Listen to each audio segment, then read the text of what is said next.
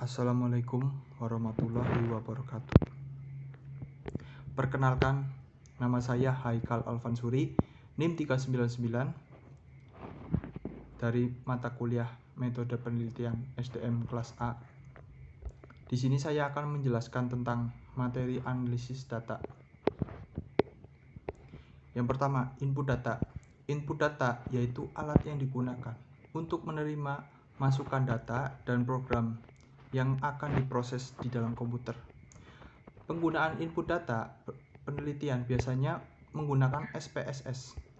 SPSS adalah aplikasi yang digunakan untuk melakukan analisis statistika tingkat lanjut, analisis data dengan logaritma machine learning, analisis string, serta analisis big data yang dapat diintegrasikan untuk membangun platform data analisis. SPSS digunakan oleh berbagai universitas, intuisi, dan perusahaan untuk melakukan analisis data. Berikut beberapa contoh penggunaan SPSS, yaitu yang pertama, melakukan riset pemasaran atau market research. Yang kedua, analisis data survei atau kuesioner. Yang ketiga, membantu untuk pengambilan keputusan suatu perusahaan. Yang keempat, representasi data statistik. Dan yang terakhir, mendokumentasikan data. Selanjutnya, teknik analisis data. Teknik analisis data adalah metode dalam memproses data menjadi informasi. Analisis data diperlukan agar kita mendapatkan solusi atas permasalahan penelitian yang tengah dikerjakan. Teknik analisis data ada beberapa macam, yaitu yang pertama, teknik analisis kualitatif, teknik analisis kuantitatif, teknik analisis data statistika, dan yang terakhir, teknik analisis isi. Selanjutnya, teknik pengolahan data terdiri dari beberapa tahapan. Tahapan-tahapan yang harus kita lalui mengolah data yaitu yang pertama, pengumpulan data, selanjutnya penyuntingan, pengodean, dan yang terakhir, tabulasi. Selanjutnya, validitas dan reliabilitas. Validitas dan reliabilitas bertujuan untuk mengetahui sejauh mana kuesioner yang dibuat tepat dan dapat diandalkan untuk sebuah penelitian. Uji validitas. Uji ini dilakukan dengan cara membandingkan angka R hitung lebih besar dari R tabel, maka item dikatakan valid. Dan sebaliknya, jika R hitung lebih kecil dari R tabel, maka dikatakan tidak valid.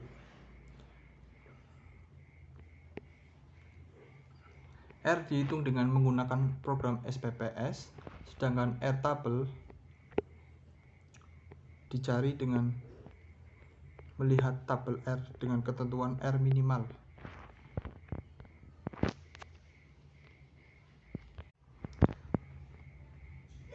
Adalah 0,3. Uji reliabilitas. Uji ini dilakukan dengan cara membandingkan angka Cronbach alpha dengan ketentuan nilai Cronbach alpha minimal adalah 0,06. Artinya, jika nilai Cronbach alpha yang didapatkan dari hasil perhitungan SPPS lebih besar dari 0,6, maka dapat disimpulkan kuesioner tersebut reliable. Sebaliknya, jika Cronbach alpha lebih kecil dari 0,6, maka disimpulkan tidak reliable. Selanjutnya, regresi berganda. Regresi berganda adalah model regresi atau prediksi yang melibatkan lebih dari satu variabel bebas atau prediktor. Tabel output variabel enter atau remove membuktikan bahwa informasi variabel penelitian serta metode yang digunakan dalam analisis regresi. Variabel independen yang dipakai dalam analisis ini adalah variabel minat dan motivasi. Sementara variabel dependen adalah prestasi. Analisis regresi menggunakan metode enter, tidak ada variabel yang dibuang, sehingga pada kolom variabel remove tidak ada angka atau kosong. Selanjutnya, tabel model summary memberikan informasi tentang nilai koefisien determinasi, yakni kontribusi atau sumbangan pengaruh variabel minat dan motivasi secara simultan atau bersama-sama terhadap variabel prestasi. Tabel ANOVA memberikan informasi tentang ada dan tidaknya pengaruh variabel minat dan motivasi secara simultan terhadap variabel prestasi. Selanjutnya, tabel koefisien memberikan informasi tentang persamaan regresi dan tidak adanya pengaruh variabel minat dan motivasi secara parsial atau sendiri-sendiri terhadap variabel prestasi. Adapun rumus persamaan regresi dalam analisis sebagai berikut. Berdasarkan keempat output di atas, maka kita dapat membuat ringkasan hasil analisis regresi multiple atau berganda sebagai berikut. Ringkasan tabel di atas berguna untuk mempermudah para pembaca dan dalam melihat gambar analisis regresi yang terdapat pada penelitian kita. Dengan demikian, tabel output regresi analisis multiple tidak perlu dimasukkan secara utuh dalam bab pembahasan penelitian, namun hanya dicantumkan dalam lampiran penelitian saja. Selanjutnya, uji F. Uji F digunakan untuk mengetahui apakah variabel-variabel independen secara simultan berpengaruh signifikan terhadap variabel dependen. Derajat kepercayaan yang digunakan adalah 0,05. Apabila nilai F hasil perhitungan lebih besar dari nilai F menurut tabel, maka hipotesis alternatif yang menyatakan bahwa semua variabel independen secara simultan berpengaruh signifikan terhadap variabel dependen. Untuk melakukan uji F simultan dalam analisis regresi linear berganda, maka Kota cukup memperhatikan hasil yang terdapat dalam tabel ANOVA. Berdasarkan tabel output SPSS di atas, diketahui nilai sig adalah sebesar 0,00. Karena nilai sig 0,00 kurang dari 0,05, maka sesuai dengan dasar pengambilan keputusan dalam uji dapat disimpulkan bahwa hipotesis diterima atau dengan kata lain motivasi atau X1 dan minat atau X2 secara simultan berpengaruh terhadap Y. Selanjutnya, berdasarkan tabel output SPSS di atas, diketahui nilai F sebesar 23,450. Karena nilai F hitung lebih besar dari F tabel 4,10, maka sebagaimana dasar pengambilan keputusan dalam uji dapat disimpulkan bahwa hipotesis diterima atau dengan kata lain motivasi X1 dan minat X2 secara simultan berpengaruh terhadap Y.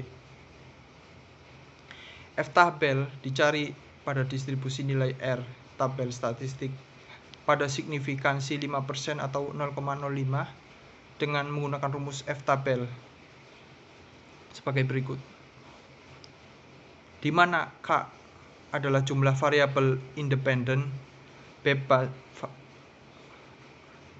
variabel bebas atau X, sementara N adalah jumlah responden atau sampel peneliti. Dalam penelitian ini, jumlah K adalah 2, yakni variabel motivasi atau X1 dan variabel minat X2. Kesimpulan, berdasarkan pembahasan di atas dalam uji F, maka kita dapat membuat kesimpulan bahwa motivasi atau X1 dan minat atau X2 secara simultan berpengaruh terhadap prestasi atau Y. Setelah kita mengetahui bahwa ada pengaruh simultan, maka selanjutnya kita akan mencari berapa persen pengaruh yang diberikan kedua variabel tersebut secara simultan.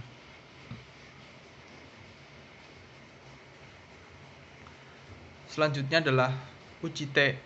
Uji T merupakan salah satu uji hipotesis penelitian dalam analisis regresi linear sederhana maupun analisis regresi linear multiple atau berganda. Uji T bertujuan mengetahui apakah variabel bebas atau variabel independen dalam kurung X secara parsial sendiri-sendiri berpengaruh terhadap variabel terikat atau variabel dependen atau Y. Contoh kasus uji T parsial dalam analisis regresi.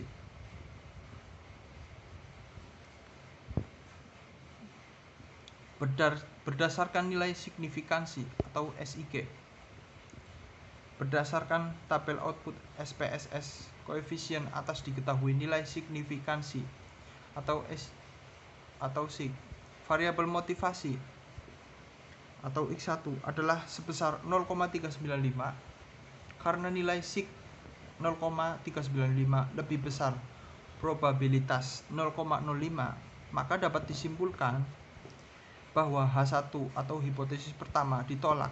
Artinya tidak ada pengaruh motivasi X1 terhadap prestasi Y.